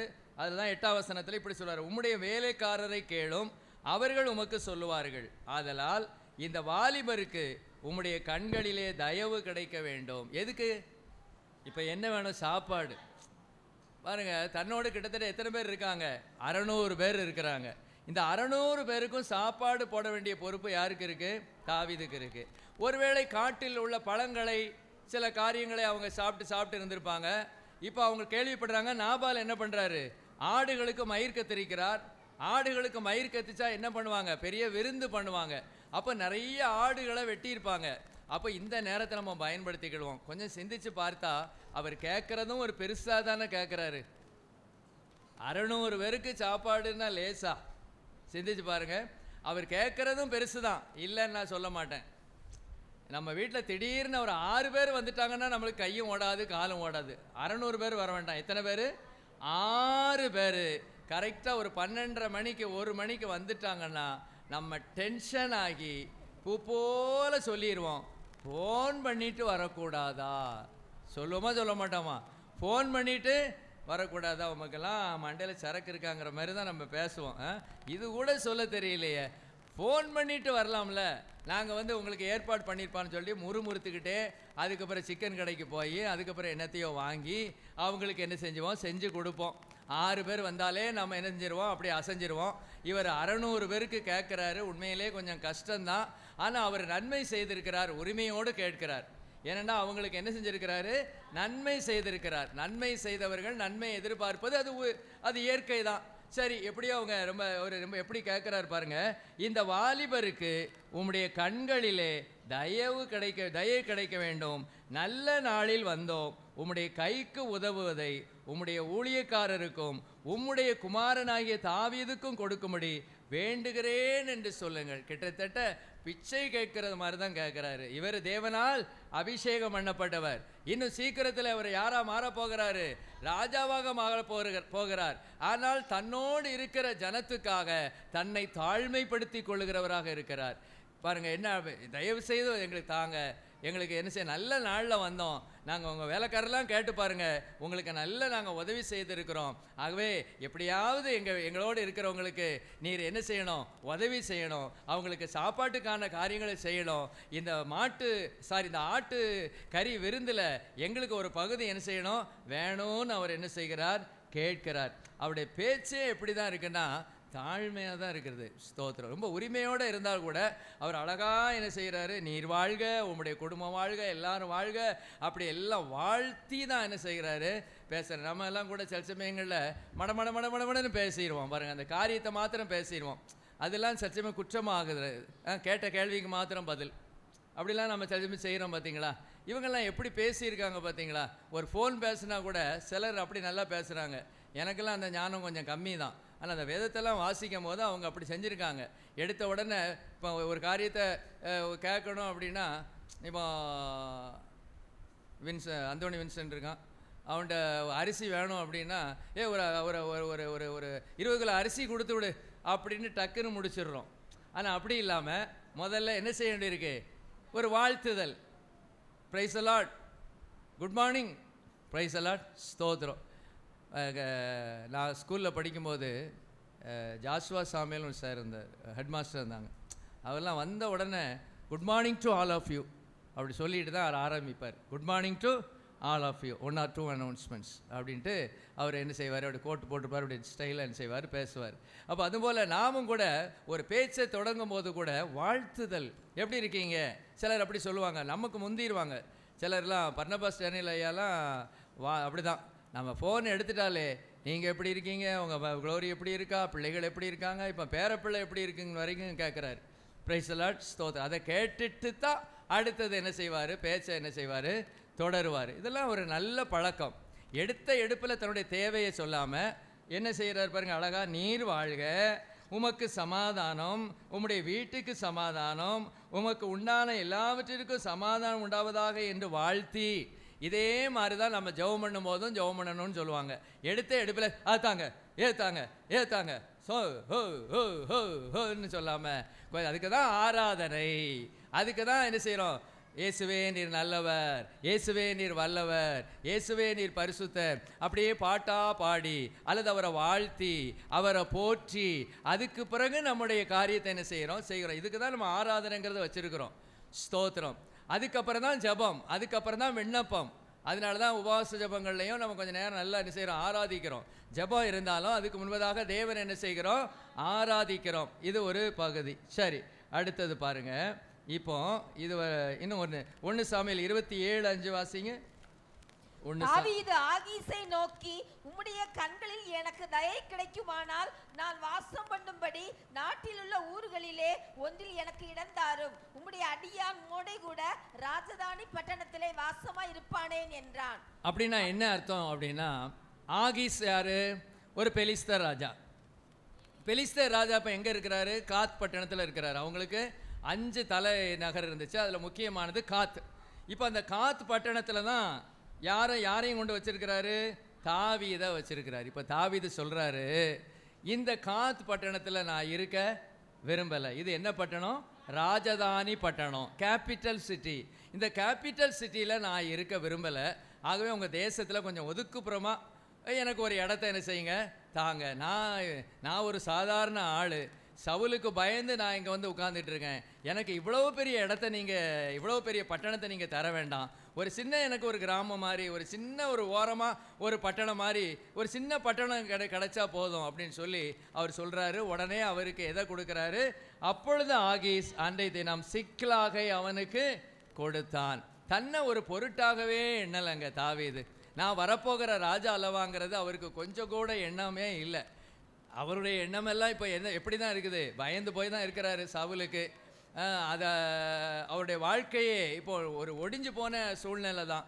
ஆனால் அவர் எப்பவும் அவர் எப்படி தான் இருந்தார்? தாழ்மையோடு தான் இருந்தார். சரி, இது வரைக்கும் நம்ம பார்த்தது அவர் ராஜாவாகும் முன்பதாக தாழ்மை. நம்ம வேலை கிடைக்கும் முன்னால் ஓட்டாண்டியாக இருக்கும்போது, ஒரு டீயை மாத்திரம் குடிச்சிக்கிட்டு இருக்கும்போது, ஒரு நல்ல வேலை இல்லாமல் இருக்கும்போது தாழ்மையாக இருக்கிறது பெருசு இல்லை. ஆனால் ஒரு உயர்ந்த உத்தியோகம், ஒரு 1 லட்சம் ரூபா, ஒரு 1.5 லட்சம் ரூபா, அல்லது ஒரு 75,000 ரூபா நல்ல சம்பளம், கை நிறைய சம்பளம் வரும்போது நம்முடைய கேரக்டர் எப்படி இருக்குது, அம்மா அப்பாவோட உள்ள உறவு எப்படி இருக்குது, சகோதர சகோதரிகளோட உள்ள உறவு எப்படி இருக்குது, அல்லது சபையில் எப்படி இருக்குது. ஸ்தோத்திரம். சிலர் பாருங்கள், சாதாரணமாக இருக்கும்போது எல்லாரோட அன்பாக பேசுவாங்க. கொஞ்சம் பண வசதி வந்துட்டுனா எல்லாரும் இவங்ககிட்ட பேசணும்னு நினைப்பாங்க. இதெல்லாம் நடக்கிற காரியம். நம்ம சபையில் அப்படி பெரிய கோடீஸ்வரர்கள் அப்படிலாம் இல்லை. ஓரளவு மிடில் லெவல் கீழே தான் நம்ம இருக்கிறோம். அதனால் இந்த பிரச்சனை ரொம்ப இங்கே இல்லை. ஆனால் சில இடங்கள்லாம் அப்படி என்ன செய்து இருக்குது. அவங்க பெரிய கோடீஸ்வரனாக இருப்பாங்க. கோடீஸ்வரனாக சீக்கிரமாக மாறி இருப்பாங்க. அதுக்கு முன்னால் சாதாரணமான ஆளாக இருப்பாங்க. ஆனால் அந்த கோடீஸ்வரனாக மாறின பின்பதாக அவங்க என்ன நினைப்பாங்கன்னா, எல்லாரும் அவங்கள போய் என்ன செய்யணும், பார்க்கணும். இது சர்வசாதாரணமாக நம்ம எலெக்ஷனில் பார்க்குறோம். இது எல்லா இடமும் நடந்தது தானே. எலெக்ஷன் டைமில் அவங்கெல்லாம் நம்மளை தெரு தேடி என்ன செய்வாங்க, இப்படி கும்பிட்டுக்கிட்டே போவாங்க. டீ கடைக்குள்ளே இறங்கி டீ குடிப்பார்கள், வடை போட்டு கொடுப்பார்கள், இதெல்லாம் பார்த்துருக்கீங்கல்ல, முறுக்கு போட்டு கொடுப்பார்கள். ஸ்தோத்திரம். இப்படிலாம் என்ன செய்வாங்க. ஆனால் அந்த பதவிக்கு வந்த பிறகு அதுக்கப்புறம் நாம தான் அவங்கள என்ன செய்யணும், போய் பார்க்கணும். அப்படியே உல்டாவாக என்ன செஞ்சிருது, மாறிடுது. இது எதனுடைய காரியம்? மனிதனுடைய ஒரு இயல்பு. ஆனால் நம்ம தாவீது ராஜா அப்படி இல்லை. ஹல்லேலூயா. ராஜாவாக மாறின பெரும்போம் இந்த தாழ்மை என்கிற இந்த கேரக்டர்லேருந்து அவர் மாறவே இல்லை. மீகாள் விஷயத்தில் எப்படி இருக்கிறாருன்னு பாருங்கள். இப்போ இந்த தாவீது நாபால் அந்த விஷயத்தில், இப்போ மீகாள் விஷயத்தில் எப்படி இருக்கான்னு பாருங்கள். 2 சாமுவேல் 6:16 முதல்ல வாசிங்க. 2 சாமுவேல் 6:16.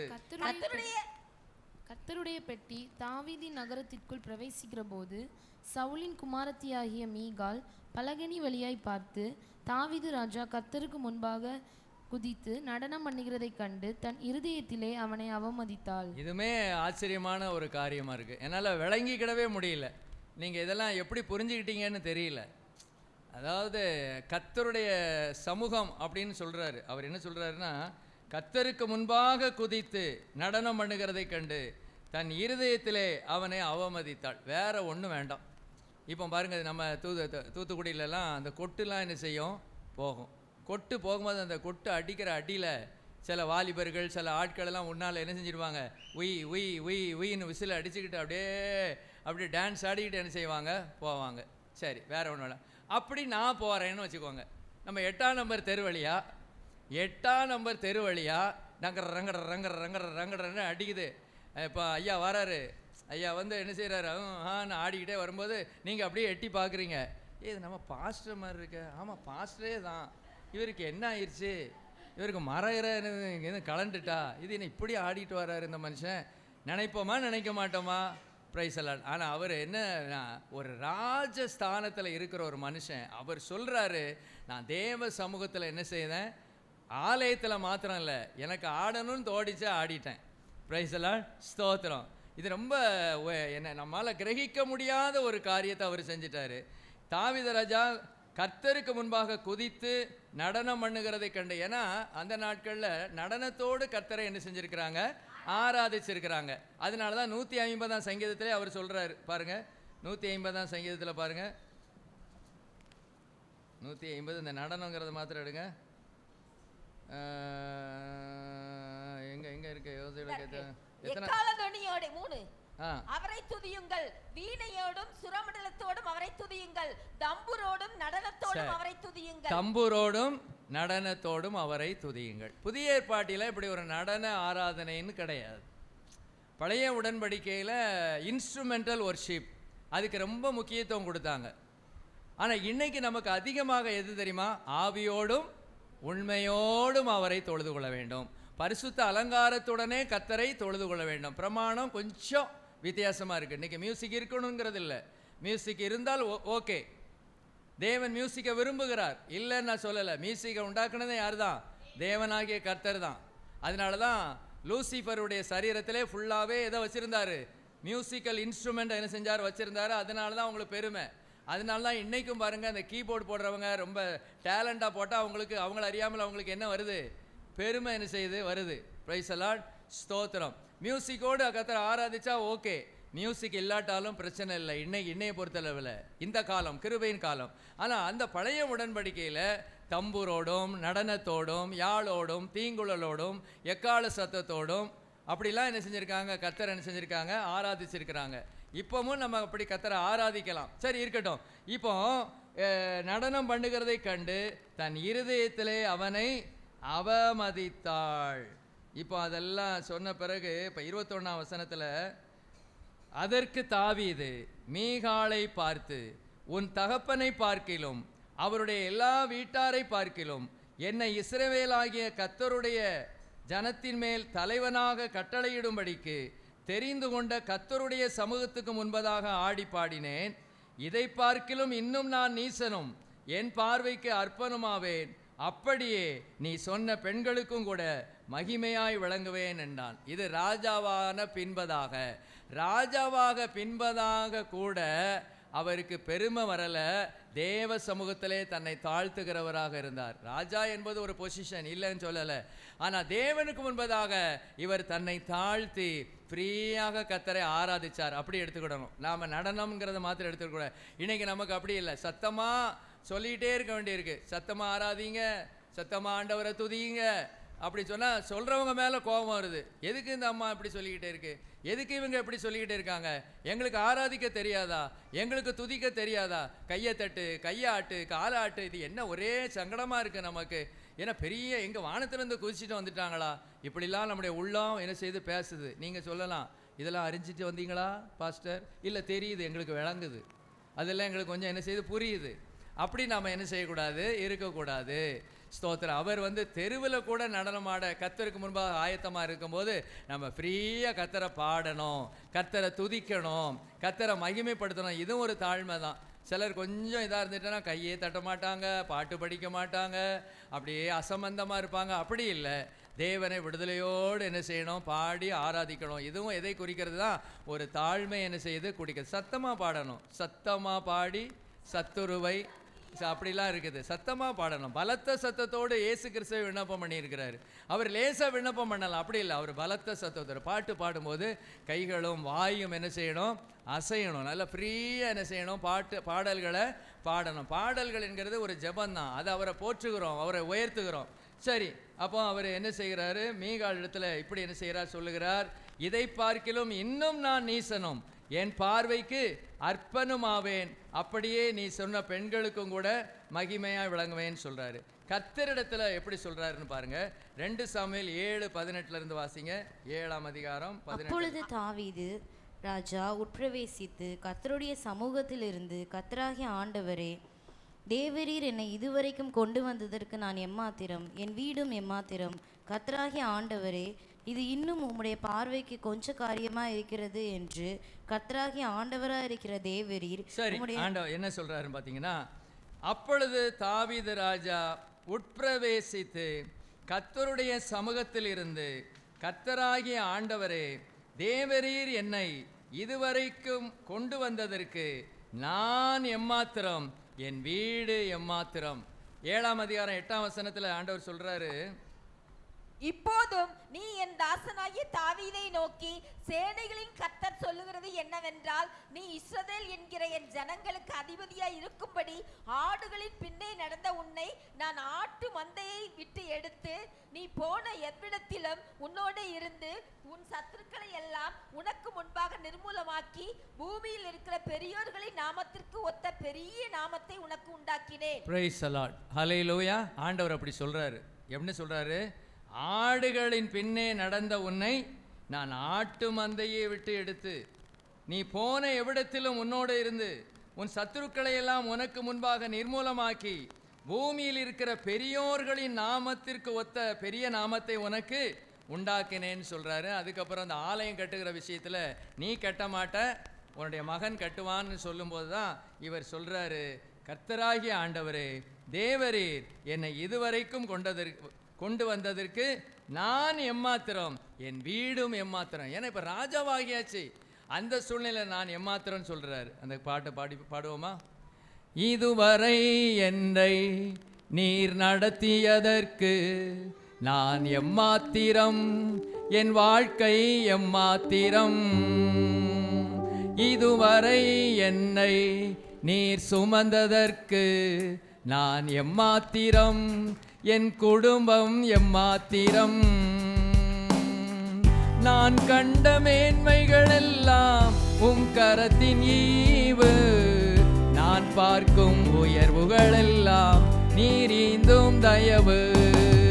நான் கண்ட மேன்மைகள் எல்லாம் உம் கரத்தின் ஈவு, நான் பார்க்கும் உயர்வுகள் எல்லாம் நீரீந்தும் தயவு.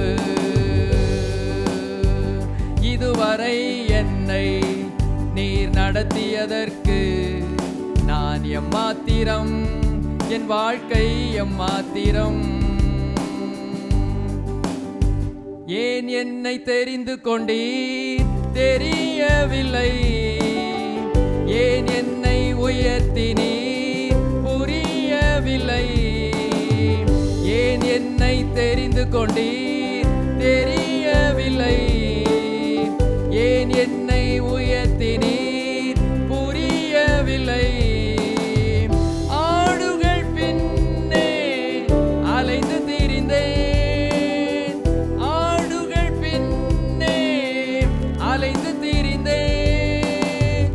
அரியணை ஏற்றி அழகு பார்த்தேன், அரியணை ஏற்றி அழகு பார்த்தேன். அவர் பாடுறாரு, ஏன் என்னை தெரிந்து கொண்டீர் தெரியல, ஏன் என்னை உயர்த்தினீர் புரியல. ஆண்டவரே, எங்கள் இதில் எத்தனையோ பேர் சகோதரர்கள் இருந்தாங்க. அதில் முதல் 3 பேர் இராணுவத்தில் இருந்தாங்க, இன்னும் நிறைய பேர் முக்கியமான இடத்துல இருந்தாங்க. என்னை ஆடு மேய்க்க போட்டாங்க. அவங்களெல்லாம் விட்டுட்டு என்னை ஏன் தெரிஞ்சிட்டீர்னு எனக்கே புரியல, எனக்கே புரியல, விளங்கலை. ஆடுகள் பின்னே நான் அலைந்து தெரிந்தேன், ஆனால் அப்படி என்னை விடாமல் அரியணை ஏற்றி என்ன செஞ்சீரு? அழகு பார்த்தீர். நம்முடைய தேவன் நம்ம உயர்த்தி அழகு பார்க்கிறவர், நம்ம இருக்கிற மாதிரியே வைக்கிறவர் இல்லை. ஆடு பின்னாலே அலைய விட மாட்டார், மாடு பின்னாலே அலைய விட மாட்டார். நமக்கு ஒரு உயர்வை கொடுக்கிற தேவன். அவர் சொல்கிறாரு, ஆடுகள் பின்ன நீ அலைஞ்சு தெரிஞ்சப்பா, நான் உன்னை அங்கேருந்து பிரித்தெடுத்து இங்கே கொண்டு வந்து பெரியோர்களின் நாமத்தை உனக்கு கொடுத்துருக்கிறேன் அப்படின்னு சொல்லி அவர் பேசுகிறாரு.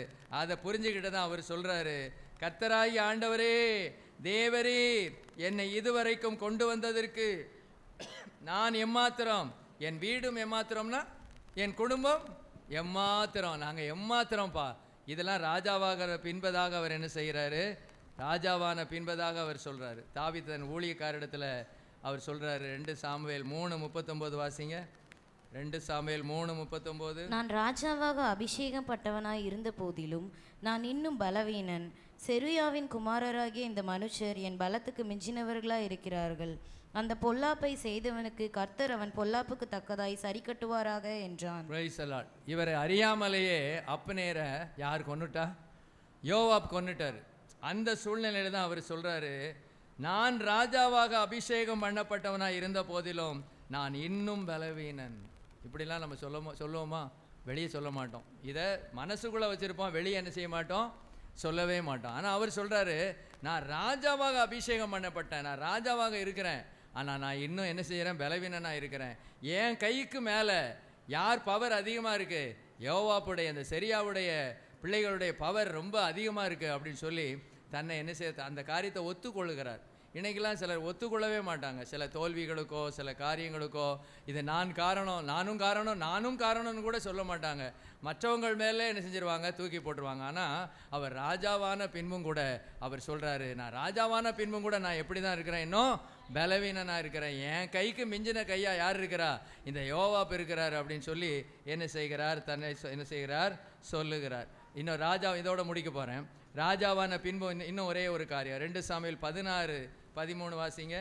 2 சாமுவேல் 16. அப்படியே தாவீதும் அவன் மனுஷரும் வழியே நடந்து போனார்கள். சீமேயும் மலையின் பக்கத்திலே அவனுக்கு எதிராக நடந்து தூஷித்து அவனுக்கு எதிராக கற்களை எறிந்து மண்ணை தூற்றிக்கொண்டே வந்தான்.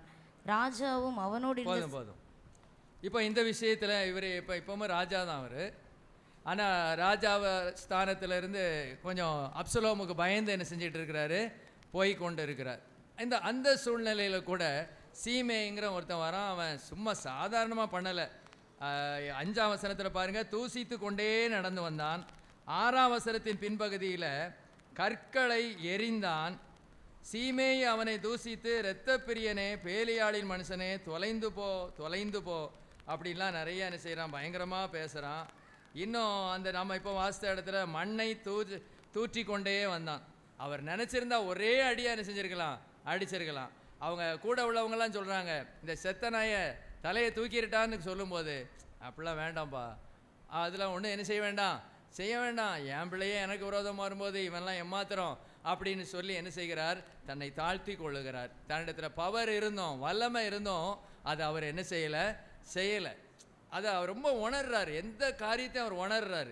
இந்த பிரச்சனை, இவ்வளவு பிரச்சனை, என் பிள்ளையே எனக்கு விரோதமாக இருக்கும்போது என் பிரஜை, இவன் ஒரு சீமை, ஒரு சாதாரண மனுஷன், இவன் என்ன பேச என்ன ஆக போகுது அப்படின்னு அதை என்ன செஞ்சிடறாரு, விட்டுடுறாரு. நம்மளெல்லாம் இப்படி 4 பேர் ஏசுனா நம்ம விட்டுருவோமா?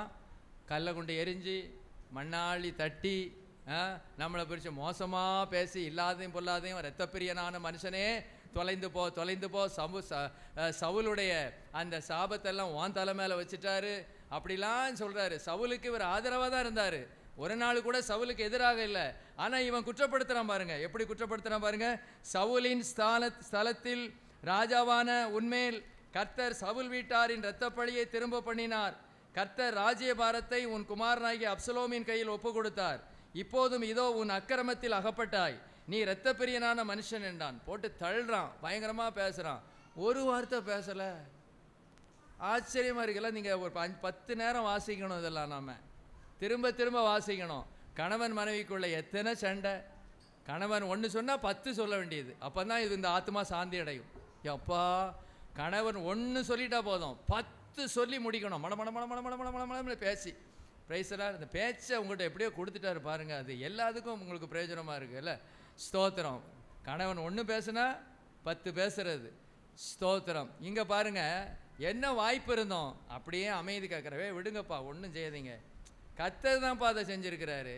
நம்ம என்னைக்கா அப்படி சொல்லுவோமா? 4 பேர் நம்மளை ஏசுனா திருப்பி நம்ம ஒரு 10 தடவையாவது சொல்லாமல் நமக்கு தூக்கம் வராதில்ல. நம்ம ஸ்டாண்டர்ட் இவ்வளவு தானே இருக்குது. ஆனால் அவர் என்ன சொல்கிறாரு, அவர் என்ன சொன்னார் பாருங்க.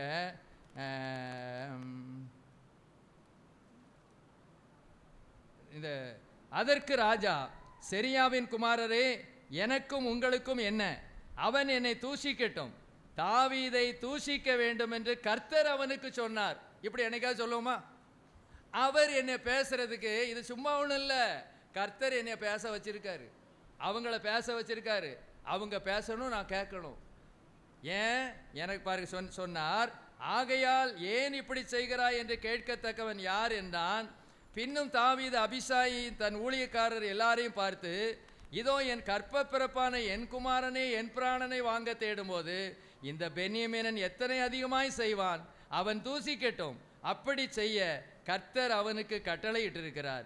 ஒருவேளை கர்த்தர் என் சிறுமையை பார்த்து இந்த நாளில் அவன் நிந்தித்த நிந்தனைக்கு பதிலாக எனக்கு நன்மையை சரி கட்டுவார் என்றான். அவனுக்கு ஒரு நம்பிக்கை இருந்துச்சு. இன்னைக்கு நான் காயப்படுத்தப்படுகிறேன், இன்னைக்கு நான் வேதனைப்படுகிறேன், என் பிள்ளையே எனக்கு விரோதமாக இருக்கும்போது, என் சொந்தக்காரனே எனக்கு விரோதமாக இருக்கும்போது, என் மனைவியே எனக்கு விரோதமாக இருக்கும்போது, மற்றவங்கெல்லாம் ஏமாத்துறோம், பேசட்டும். அவர் பேச சொல்லியிருக்காரு, நான் கேட்குறேன். ஆனால் நாளொன்று வரும், என் சிறுமையை பார்த்து ஒருவேளை கர்த்தர் என்னை உயர்த்துவார். அல்லேலூயா. அந்த நேரத்தில் வாயை பொத்திக்கிட்டார். யோபு சொன்னது போல், நான் என்னத்தப்பா பேச போகிறேன், என் கையை வாயை என்ன செய்கிறேன், பொத்தி கொள்ளுகிறேன். வாயை பொத்திக்கிட்டாலே போதும், பாதி சண்டை கிடையாது. ஸ்தோத்திரம். நமக்கு தான் அப்படியே பொறுது, அப்படியே வறுமை, பொத்துக்கிட்டு வறுமை வெட்டிச்சிரும். வெட்டிச்சுட்டுனா தான் சில சொல்லுவாங்க, கோபம் வந்ததுன்னா என்ன செய்யணுமாமா, இதெல்லாம் நமக்கு இந்த கறிக்கு உதவாது.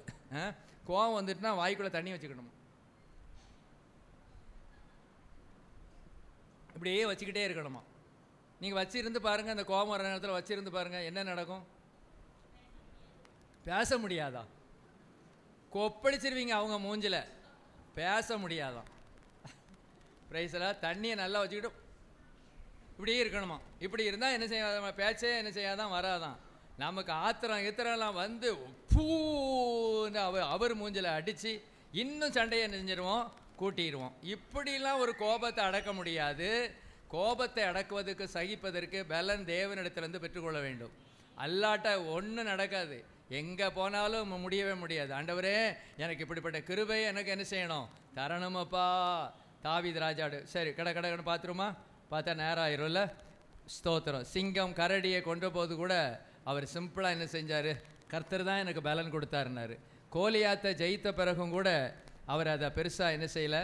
அவங்க இனி யாருன்னு கேட்டபோது பெருமையாக பேசலை. இது கூட உமக்கு தெரியாதா அப்படிலாம் ஒன்றும் பேசாமல் ரொம்ப சிம்பிளாக உமது அடியானாகிய ஈசாயின் மகன்னு சொல்கிறாரு. அடுத்தது, நான் எளியவனும் அற்பமாய் எண்ணப்பட்டவனுமாய் இருக்கிறேன்னு சொல்கிறாரு.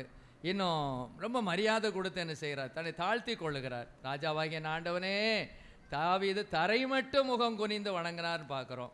அடுத்தது, நாபால் விஷயத்தில் கூட அவர் என்ன செய்கிறாரு, தன்னை தாழ்த்தி தான் அவர் என்ன செய்கிறாரு, பேசுகிறார். ஆகீஸ் இடத்துல அவர் என்ன சொன்னார், நான் எங்கே இருக்க வேண்டாம், ராஜதானி பட்டணத்தில் இருக்க வேண்டாம், நான் ஓரமாக இருந்துக்கிடுறேன், என்னை ஒரு சின்ன இடம் கொடுத்தா போதும்யா அப்படின்னு என்ன செய்கிறாரு, சொல்கிறாரு. நான் வரப்போகிற ராஜா, ஆகவே நான் இங்கே தான் இருப்பேன் அப்படிலாம் அவர் என்ன செய்யலை, சொல்லலை. ராஜாவான பின்பதாக அவர் மீகால் இடத்துல என்ன சொல்கிறாரு, இன்னும் நான் நீசனும் என் பார்வைக்கு அற்பமாக இருப்பேன் அப்படின்னு சொல்கிறாரு.